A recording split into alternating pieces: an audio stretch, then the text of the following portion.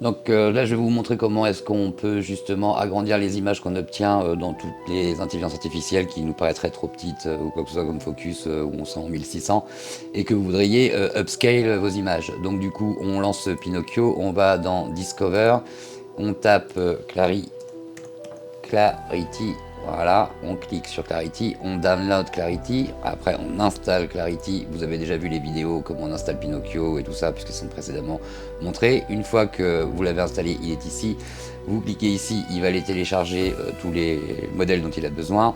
Une fois qu'il a tout installé, il va lancer l'IA. Donc une fois que ça c'est fait, on choisit l'image qu'on a envie. Voilà, donc du coup, on choisit son image, on fait ouvrir. Donc je vous montre exactement ce qu'on peut faire. Ici, donc on peut choisir le nombre de captations, c'est-à-dire soit le mode original et upscale, soit avec quelques détails en plus que l'IA va ajouter, soit beaucoup plus de détails que l'IA va ajouter. Donc on peut choisir ce genre de choses. Ici, on descend, on va dans Options.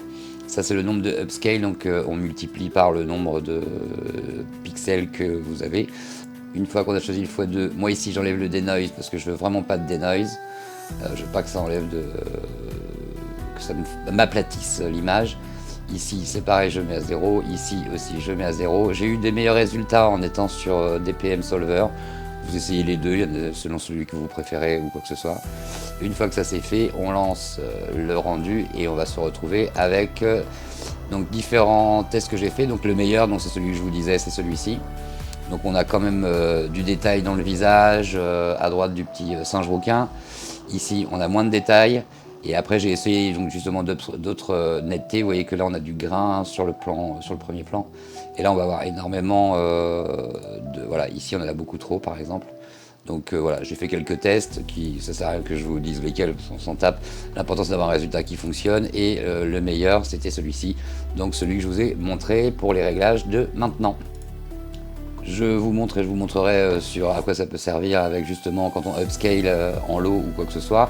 Ici vous pouvez en cliquant, donc ça on était sur l'onglet single image.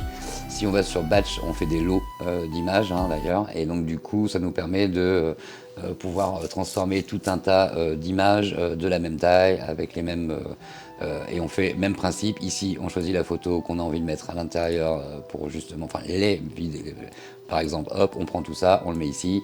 Voilà, on a toutes les images. Là, on choisit si on veut plus ou moins de détails. Même principe sur les réglages de ce que vous avez en x2. Moi, j'ai mis à 0. Là, j'ai mis à 0. Là, j'ai baissé aussi au maximum. Et une fois qu'on batch tout ça, on va avoir un x2 de toutes ces images ici.